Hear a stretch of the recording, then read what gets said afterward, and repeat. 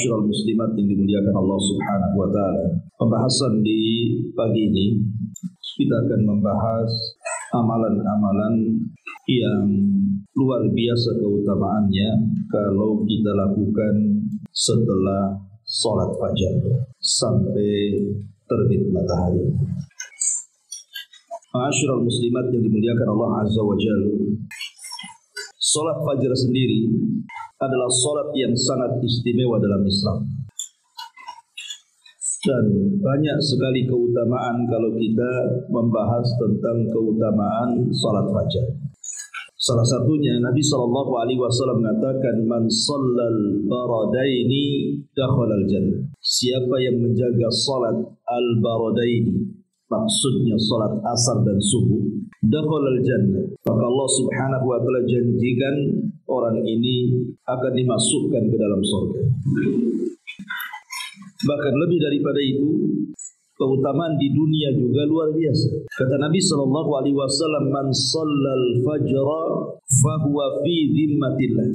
Barang siapa yang menjaga salat fajar, maka dia akan berada dalam lindungan Allah Subhanahu wa taala. Jadi kalau kita melaksanakan salat subuh tepat waktu, tentu bagi laki-laki ke masjid, wanita cukup di rumah dan di masjid juga boleh, maka Allah Subhanahu wa taala memberikan jaminan satu hari itu Allah Subhanahu wa taala akan menjaga orang yang menjaga salat fajar. Artinya sepanjang hari mulai daripada subuh sampai terbenam matahari, maka tidak ada yang memadaratkan dia, orang-orang yang menyakitinya. Entah orang yang hasad ketika hasad, orang yang dengki ketika dengki, orang yang hendak menyakiti ketika menyakiti, dan begitu seterusnya.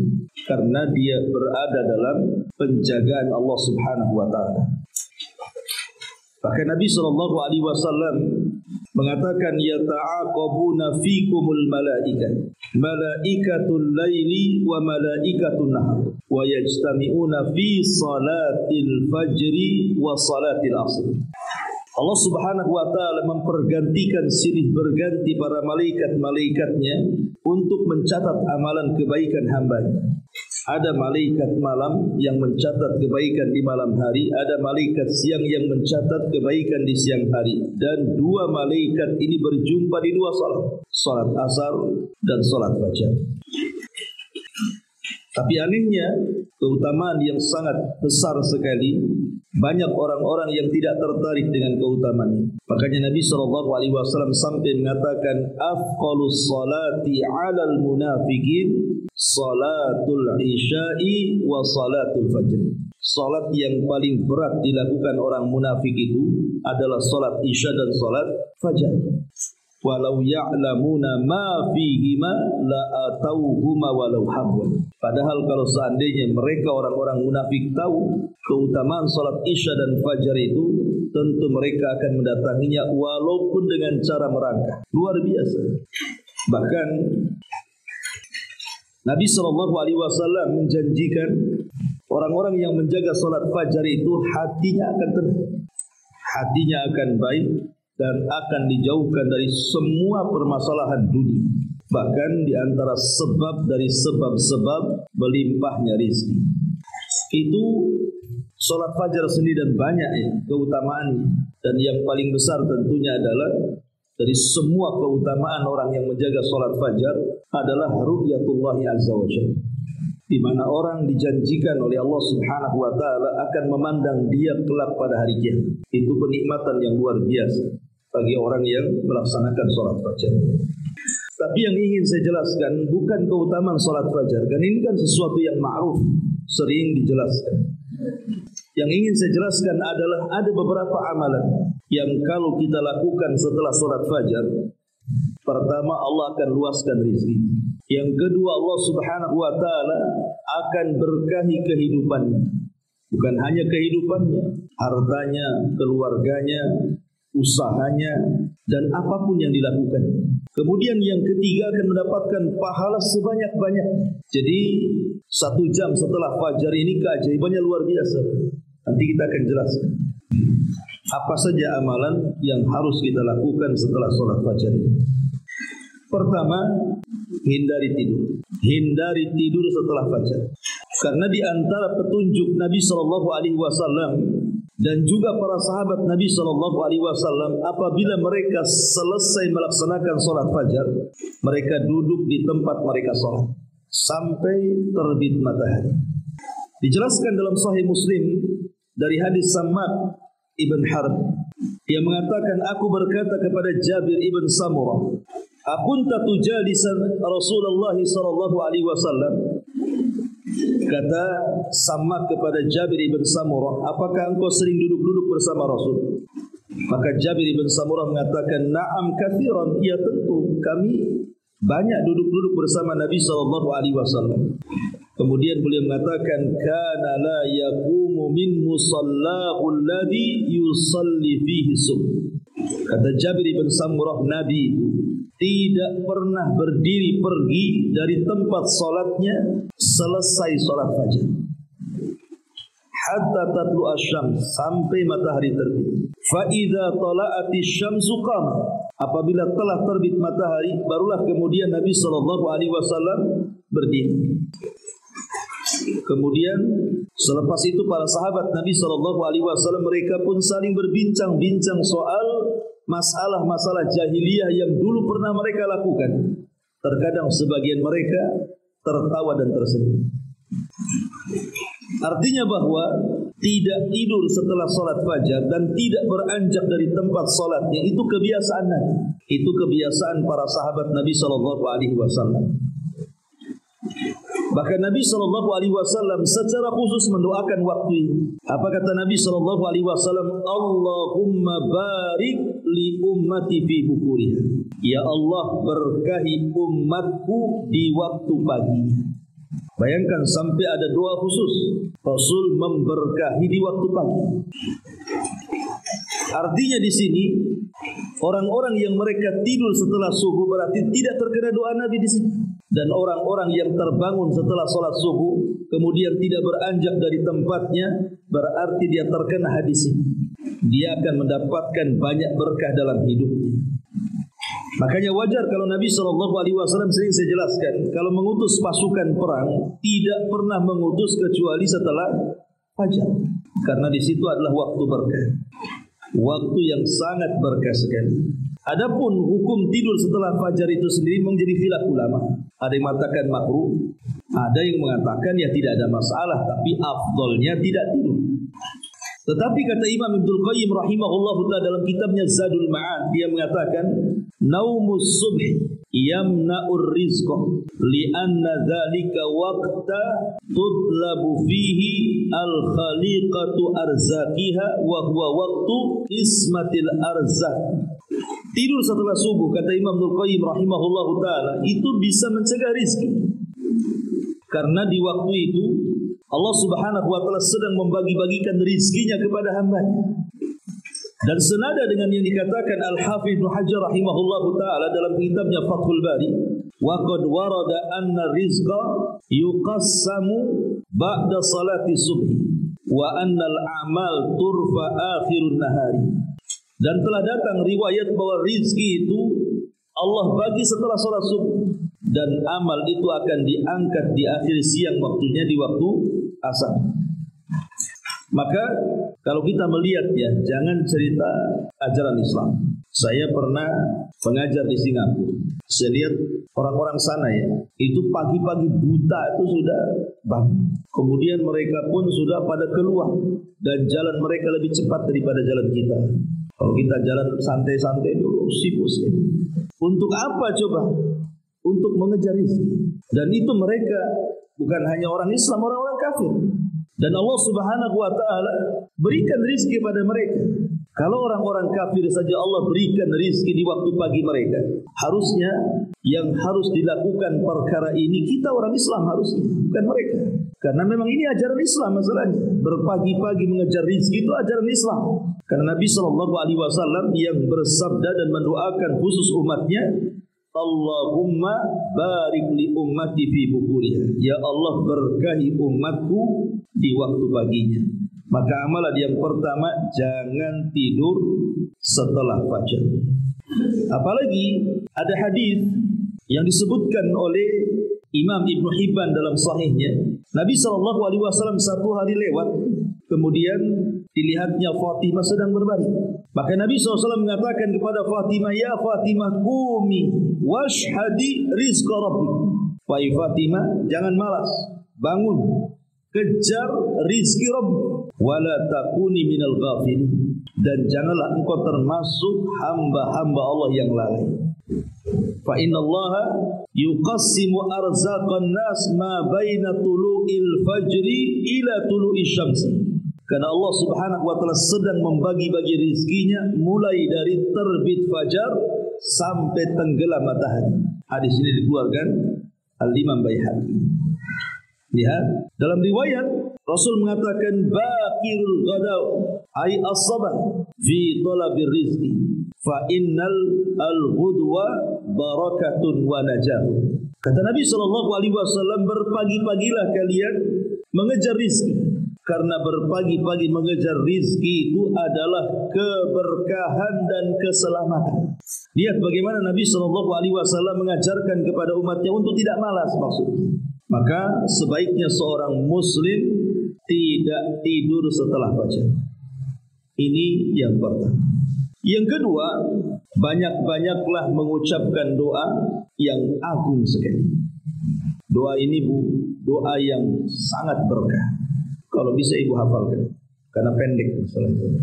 Dan doa ini mencakup semua keutamaan. Kalau ibu baca itu, tidak tersisa keutamaan kecuali ada pada doa ini. Doa ini disebutkan di dalam Sahih, di mana Nabi SAW pernah mengajarkan doa ini kepada salah satu istrinya namanya Juwairiyah.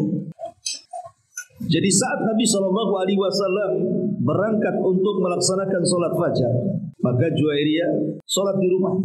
Kemudian kebiasaan Rasul tidak pulang setelah solat fajar sampai waktu duha, sampai terbit matahari dan meninggi. Maka setelah itu Rasulullah SAW pulang dan menemui salah satu istrinya Juwairiyah. Kemudian kata Nabi SAW, "Ya Juwairiyah, engkau tidak beranjak dari tempat solat." Namanya ibu di rumah, ada musola khusus ataupun tidak ada musola khusus, mungkin ada sejadah yang biasa dibentangkan kalau solat ya di situ, udah pindah-pindah gitu maksudnya.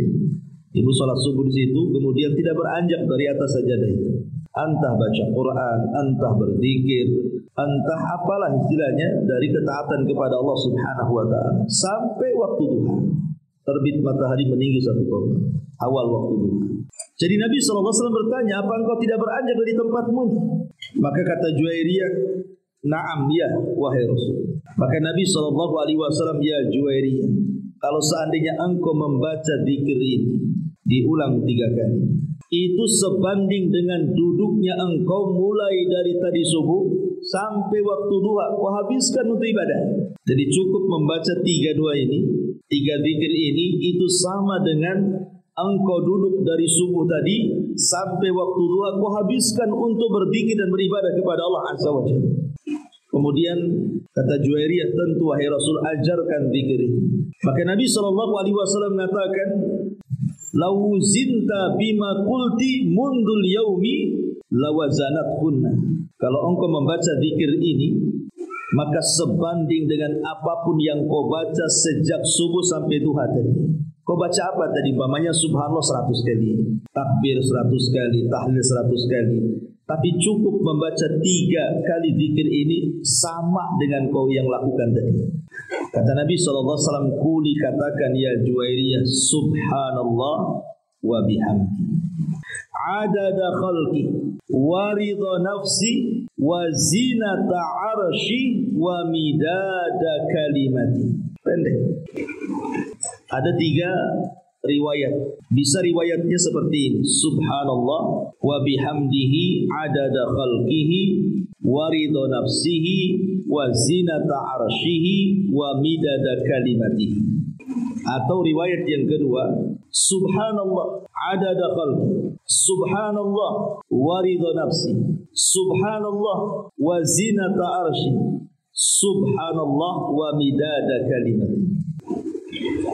Atau riwayat yang ketiga, subhanallah wa bihamdi adada khalqi, subhanallah wa bihamdi wa ridha nafsi, subhanallah wa bihamdi zinata arshi, subhanallah wa bihamdi wa midada kalimat. Jadi bisa ibu membaca dengan 3 lafaz. Saya ulang, bisa ibu baca subhanallah wa bihamdihi adada khalqi wa ridha nafsi wa zinata arsy wa midada kalimati. Ini satu lafaz.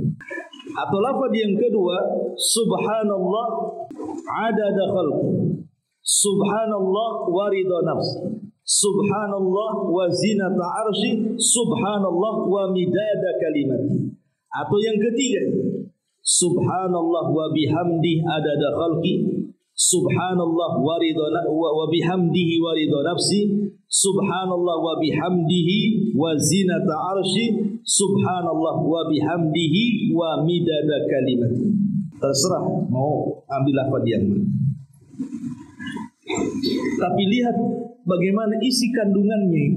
Isi maknanya luar biasa. Subhanallah wa bihamdihi adada khalqi.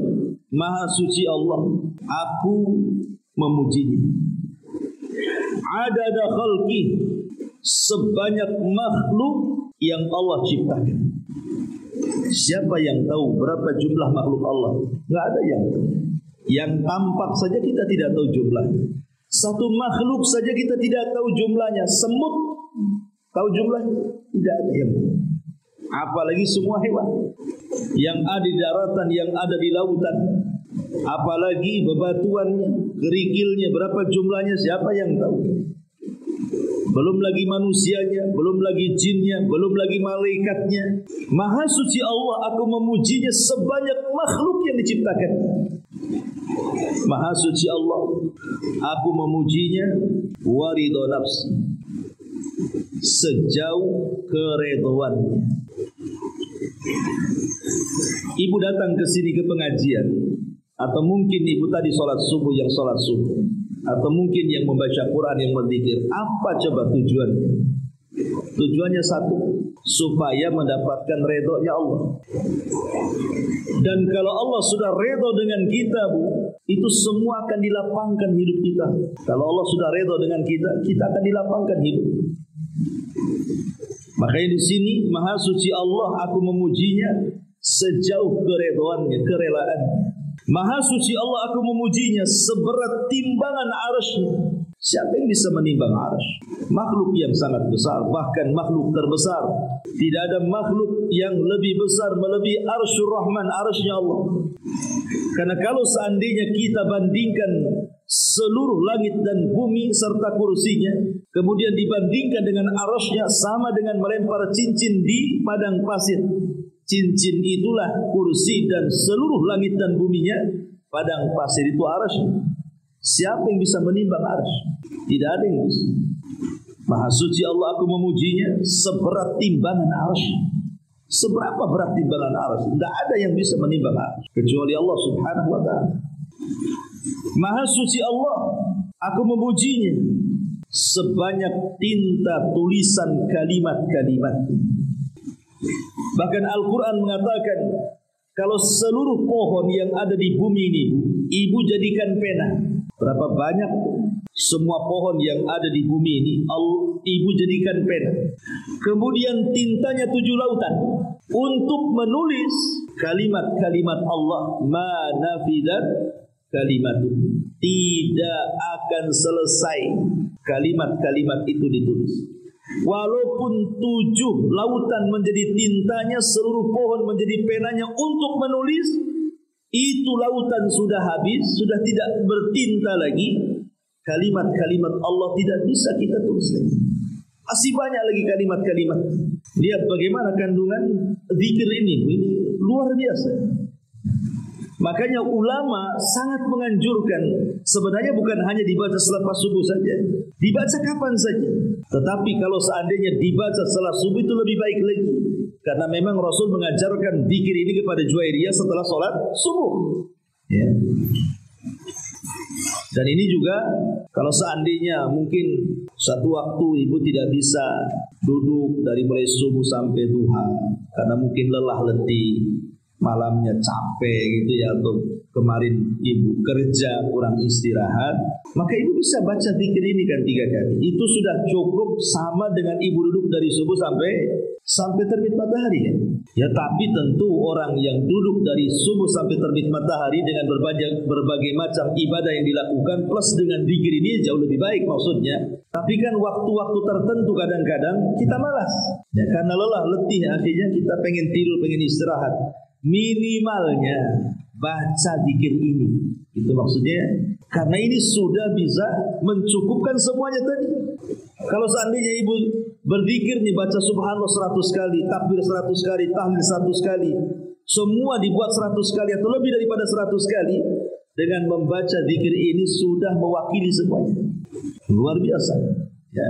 Dan zikir ini mudah dihafal. Subhanallah wa bihamdihi adada khalqi wa ridha nafsi wa zinata arsy wa midada kalimat. Kan pendek kan? Masa enggak hafal? Kalau uang aja hafal, zikir masa tak hafal. Ya. Jadi ini yang kedua, jangan tinggalkan zikir ini. Tentu ini selain zikir daripada pagi dan petang gitu. Karena zikir ini ibu akan meraup pahala sebanyak-banyaknya. Bayangkan, sebanyak makhluk yang diciptakan, sebanyak keridhaannya, seberat arasnya, sebanyak kalimat-kalimat yang dituliskan. Berapa pahala yang akan didapat coba? Ini yang kedua, jangan pernah tinggalkan zikir ini. Yang ketiga, amalan di waktu selepas subuh adalah jangan pernah meninggalkan sholat syuruk. Yang sering saya jelaskan, sholat syuruk itu sholat 2 rakaat selepas matahari terbit meninggi 1 tombak. Karena kita tidak boleh sholat ketika terbit matahari, karena orang-orang para penyembah matahari sedang menyembah matahari. Kita jangan sampai dengan mereka, jangan sampai sama dengan mereka. Maka biarkanlah meninggi dulu sedikit, baru kemudian kita sholat 2 rakaat. Kata Nabi SAW, barang siapa yang sholat subuh, dia tidak beranjak dari tempatnya, dia habiskan dengan ibadah, zikir, baca Quran atau apalah ibadah. Kemudian setelah syuruk, ibu melaksanakan 2 rakaat syuruk, apa kata Rasul? Pahalanya sama dengan haji dan umrah secara sempurna. Kalau ibu berangkat haji, berapa biayanya? Berangkat umrah mungkin agak murah, itu pun masih mahal juga. Iya kalau ada waktu, terkadang tidak ada waktu. Iya kalau sehat, terkadang tidak sehat. Iya kalau waktu cuacanya tepat, terkadang tidak pula cuaca itu mendukung. Banyak terkadang terhalang orang untuk haji dan umrah itu, entah dari biaya atau kesehatan. Tapi cukup melaksanakan sholat syuruk, mulai dari subuh kita melaksanakan subuh, kemudian tidak beranjak kita gunakan untuk ibadah. Kemudian setelah matahari terbit meninggi 1 tombak, kita lakukan 2 rakaat syuruk. Kata Rasul, pahalanya ka ajri hajjati wal umrati taman-taman, seperti melakukan ibadah haji dan umrah secara sempurna. Rasul sebut 3 kali dalam riwayat. Ini amalan yang ketiga, lakukan selepas subuh. Kemudian amalan yang keempat, bersedekah. Karena setiap pagi dan juga Allah Subhanahu wa taala akan utus 2 malaikat. Setiap pagi Allah akan utus 2 malaikat. Dan 2 malaikat ini dua-duanya berdoa. Apa doanya? Ya Allah, berikan balasan kepada orang-orang yang bersedekah dengan berlipat ganda. Kemudian malaikat yang satu, ya Allah, tahan rizkinya bagi orang yang bakhil dan tidak mau sedekah. Lihat bagaimana para malaikat setiap pagi mendoakan kepada orang-orang yang bersedekah. Maka biasakan bersedekah. Makanya sering saya nasihatkan, kalau bisa ibu itu punya celengan lah di rumah. Bisa lah pakai kaleng, pakai apa gitu kan. Di situ ditulisi infak masjid, infak anak yatim, infak du'afa wal masakin, umpamanya kan. Tulis ada 2 atau 1 atau 3 celengan. Dan mesti kan ibu kalau belanja kan adalah uang-uang receh kan itu ya. Kadang-kadang daripada uang receh itu terbuang-buang, dimainin anak-anak dan begitu seterusnya kan. Kan itu kita bisa berinfak. Infak kan tidak harus banyak. Ya, mungkin ada uang receh cuma 1.000 perak atau 500 perak kan. Tapi ibu infakkan setelah sholat fajar, maka ibu kena doa malaikat. Masukkan nanti kalau sudah banyak baru kita hantarkan. Tapi kita masukkannya itu setelah sholat fajar itu. Maka malaikat ketika itu berdoa. Kalau seandainya kemudian ketika ibu masukkan tuh entah uang 1.000 perak atau 2.000 perak setelah sholat fajar bertepatan dengan doanya malaikat, berapa rizki yang ibu akan dapat coba? Karena lipatan orang infak itu 700 kali lipat dari yang kita infakkan. Itu kalau satu kali infak, kalau setiap hari infak, walaupun tidak banyak kan, pasti Allah Subhanahu wa taala akan berikan rizki dari arah yang tidak disangka-sangka. Ini amalan yang kedua.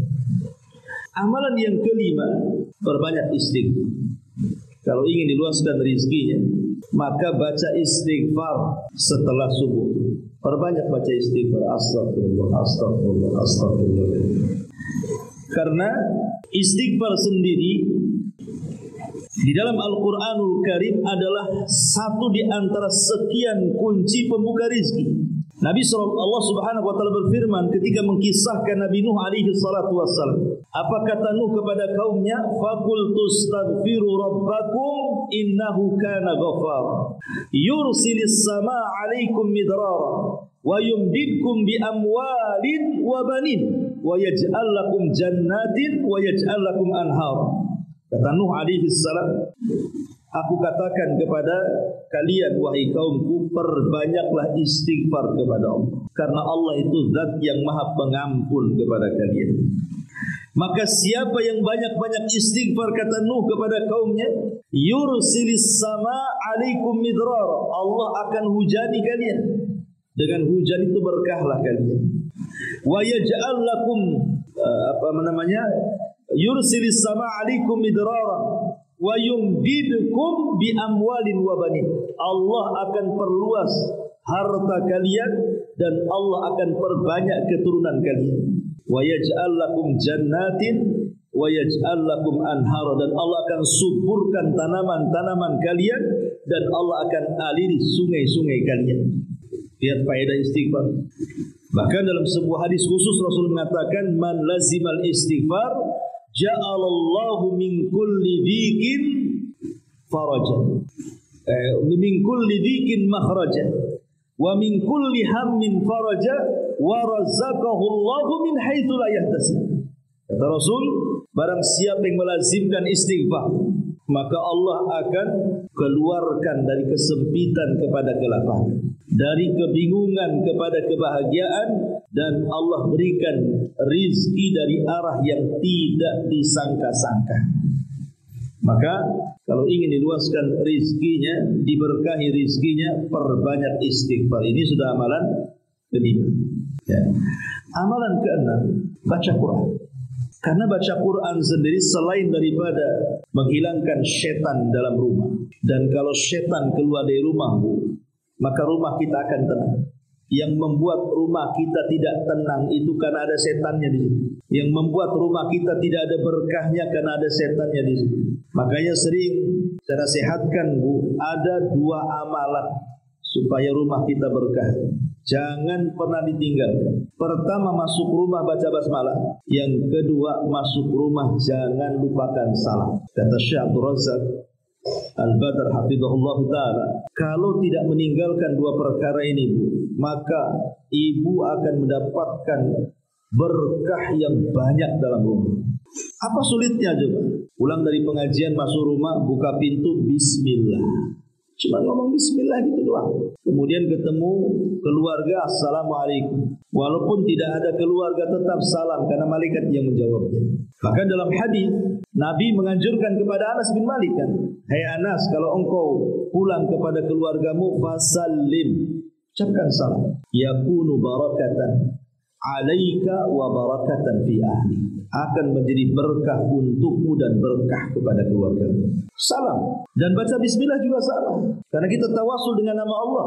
Bahkan Rasul mengatakan, apabila seseorang masuk ke dalam rumahnya dan dia tidak membaca basmalah, maka di malam hari syaitan akan berkata kepada masukkannya, kemarilah kalian, di rumah ini ada tempat menginap untuk kalian. Dan kalau dia ketika makan tidak baca basmalah, maka syaitan akan bicara lagi, bukan hanya tempat penginapan, kalian juga akan dapat makan malam. Bayangkan kalau ibu tidak baca basmalah ketika masuk rumah, tidak baca basmalah ketika makan dan minum, berapa setan tuh isinya tuh di rumah kita. Makanya enggak akan berkah-berkah rumahnya kan? Makanya penting baca Quran, karena ada hadis yang mengatakan dari Anas bin Malik radhiyallahu an, innal baita alladhi yuqra'u fihi al-Qur'an yaksuru khairuhu wal baitul ladzi la yuqra'u fihi al-Qur'an yakillu khairuhu. Kata Nabi SAW, rumah yang dibacakan Al-Quran maka kebaikannya akan diperbanyak, dan rumah yang jarang baca Quran akan disedikitkan kebaikannya. Walaupun hadis ini berselisihkan tentang sahih dan dhaifnya, tapi syawahidnya banyak. Artinya hadis-hadis yang menjelaskan tentang keutamaan baca Quran itu banyak sekali yang semakna dengan hadis ini. Artinya kalau ibu memperbanyak baca Quran dalam rumah, apalagi selepas sholat subuh, maka ibu sedang memasukkan banyak kebaikan ke dalam rumah. Tapi kalau kita meninggalkan Al-Quran, berarti menyedikitkan kebaikan dalam rumah, artinya berkahnya dicabut. Maka ini yang keenam, ya, banyak-banyak baca Quran setelah subuh. Kemudian yang nomor 7, mengingat kematian. Ingat mati. Apa kaitan ingat mati dengan diluaskan rezeki itu? Karena kalau orang mengingat kematian, yang besar menjadi kecil, yang kecil menjadi besar, yang besar menjadi kecil, yang kecil pula jadi besar. Itu kalau ingat mati. Apa maksudnya yang besar jadi kecil? Orang kalau Allah berikan rezeki, umpamanya dia hidup di istana dengan segala kemewahan, kemudian dia ingat mati, istana itu bagi dia bukan apa-apanya. Kenapa? Kalau sudah mati ditinggalkan dia. Artinya yang besar jadi kecil. Percuma punya harta banyak, kalau kemudian mati toh juga tidak dimasukkan ke dalam kubur. Itu namanya mengecilkan yang besar. Jadi kecil istana di mata dia kalau mengingat kematian. Kalau udah mati, wah apa pula istana. Jadi sekaya apapun orang, kalau sudah ingat mati, pasti kekayaan itu kecil di mata dia, karena dia akan mati. Tetapi mengingat kematian juga bisa membesarkan yang kecil. Mungkin dia hidup pas-pasan, tetapi dia ingat mati. Dia berpikir, kan saya tidak hidup lama, buat apa juga numpuk-numpuk harta? Toh nanti ada gantinya yang lebih besar, maksudnya sorga. Akhirnya dia tidak terpikir soal yang besar kan? Karena terpikirnya dia akan mati dan dia akan mendapatkan yang lebih besar daripada yang ada di dunia. Ujung-ujungnya akhirnya dia redha dengan pemberian Allah. Ketika redha dengan pemberian Allah, dia pun tenang hidupnya. Makanya Nabi SAW mengatakan, man asbaha aminan fi syirbihi mu'afan fi jasadihi walahu qutu yaumihi faka'annama hizat lahu dunya, kata Rasul. Barang siapa yang bangun di pagi harinya, dia merasa aman, dia dan keluarganya, tidak ada yang sakit, anak-anaknya tidak ada yang nakal, aman, tidak ada masalah, tetangga tidak diganggu, aman. Mu'afan fi jasadi, Allah sehatkan badan dia, tidak ada penyakit. Walahu qutu yaumihi, dan adalah yang dimakan untuk hari itu. Faka'annamat hizat lahu dunya, seolah-olah dia sudah menggenggam dunia bihadafiriha, dengan genggaman tangannya. Karena orang hidup di dunia ini kan cuma ini saja yang ibu rasakan. Kalau ibu dapat 3 perkara ini pasti tenang. Pertama, ibu aman, tidak disakiti suami, tidak disakiti anak-anak, tidak disakiti tetangga. Plong hidupnya kan, tenang hidupnya. Itu yang ibu cari kan. Kemudian yang kedua, sehat badannya. Orang kalau sakit buat apa kaya? Sakit dia. Makan pun pilih-pilih, akhirnya nikmat Allah terkurangi gara-gara sakit. Tapi kalau badan apalagi sudah faktor U ya, sudah di atas 50-60 tuh, itu kalau bangun sehat itu seneng kan. Sebab kalau sudah faktor itu bangun sudah sakit pinggang sana pinggang sini, itu dah gak kerasan kita hidup tuh. Ingatnya kalau nggak apotek ya rumah sakit kan itu. Apalagi ini konsultasi dokter. Kemudian ada yang dimakan, gak pusing dengan kira-kira besok makan apa. Ada yang dimakan walaupun untuk hari itu saja. Ibu sudah menggenggam dunia, apa yang dicari itulah. Sebab kalau salah satu dari 3 perkara ini hilang, lenyap dari diri kita, nggak tenang hidup kita tuh. Oke lah, dia cukup makan, cukup sehatnya, tapi tidak aman hidupnya, disakiti dengan pasangannya, stres hidupnya kan. Oke, pasangan bagus, anak-anak bagus, tidak ada masalah, tapi ibu stroke, apa juga kan begitu. Oke lah, ibu sehat, kemudian aman semuanya, tak ada pula yang dimakan, stres juga kan begitu ya. Tapi kalau 3-tiganya ada, amanlah dunia itu maksudnya. Dan itu dengan cara apa? Dzikrul maut, berawal dari mengingat kematian, berakhir dengan redha dengan pemberian. Jadi awalnya mengingat kematian, akhirnya redha dengan pemberian. Maka mengingat mati itu juga salah satunya adalah meluaskan rezeki. Maksudnya rezeki hati, ya, karena sekaya-kayanya manusia adalah yang kaya hatinya. Kata Nabi SAW, sekaya-kaya manusia itu yang kaya hatinya, bukan yang kaya harta bendanya. Ini amalan yang ketujuh. Dan yang terakhir, amalan yang dianjurkan selepas subuh adalah berdoa, minta kepada Allah. Umpamanya ibu di rumah nih habis sholat subuh tidak beranjak, nanti suami jam 7 keluar mau cari kerja, ibu berdoa kepada Allah, ya Allah, langkahkan suami saya supaya dia dapat rizki yang baik, rizki yang halal, dimudahkan langkahnya, dimudahkan rizkinya, pulang dengan selamat. Begitu Bu, karena itu rahasia rizki kita ada di situ tuh masalahnya. Doakan suami yang mau pergi kerja supaya selamat di perjalanannya, sehat badannya, balik lagi dengan selamat, menyenangkan keluarganya. Berdoa banyak-banyak. Itu waktunya waktu berdoa, karena itu waktu berkah. Makanya di sini jangan pernah tinggalkan 8 amalan ini. Inilah di antara keajaiban 1 jam selepas subuh. Ya. Wallahu a'lam bishawab. Ini yang bisa saya sampaikan. Dan kalau ibu mau mengamalkan 8 perkara ini, luaslah rizki kita, banyaklah berkah kita, dan ibu akan mendulang pahala sebanyak-banyaknya.